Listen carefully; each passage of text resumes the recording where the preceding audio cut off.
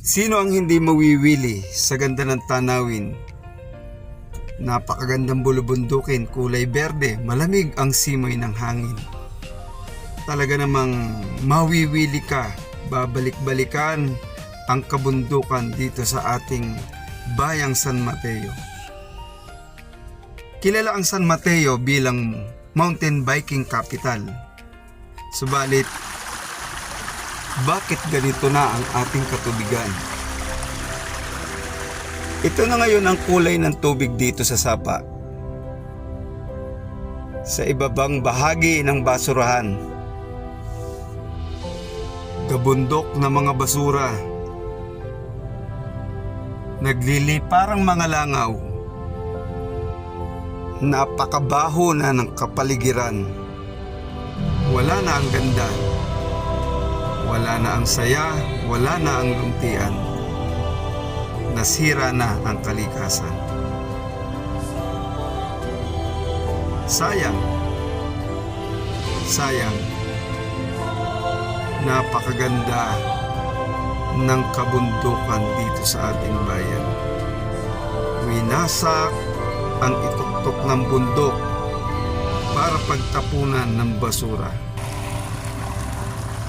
Ito na siya ngayon. Napakaitim ng tubig na dumadaloy sa ating sapa, sa ating batis. Dati, ito ay napapaliguan, napaglalabahan, pinapakinabangan ng mga residente.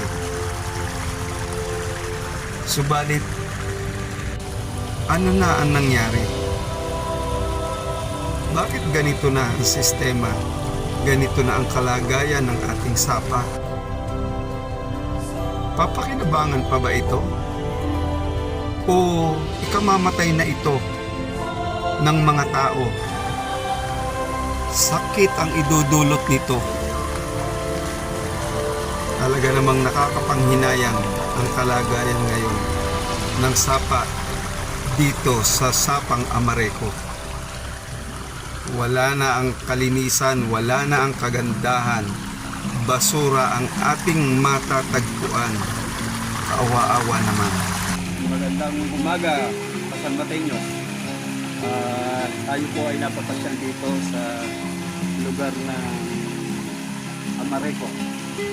Amareko area, at ito po ay ibabang bahagi ng dam site ng ating bayang San Mateo.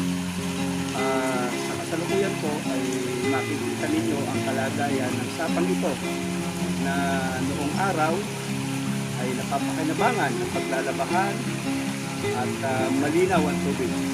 Pero kung titingnan po natin ngayon ang tubig na ito, mas maitim pa sa kulay kape at talaga pong sakit ang dulot nito. May masangsang namoy at dahil nga siguro sa may mga chemical ay may mga bula na makikita dito. So itong lugar na ito ay bababa papunta ng maaaring sa Mali, maaari rin ng Tagban. So ang lahat ng dadaanan nitong tubig na ito ay talaga pong perwisyo ang aabutin. Kaya nga po ang ating panawagan muli, paki-aksyonan niyo po ito.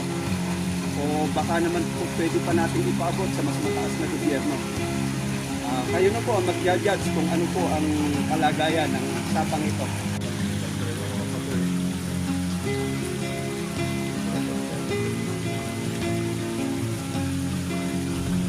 Talaga namang nakakapanglumo, nakakapanghinayang.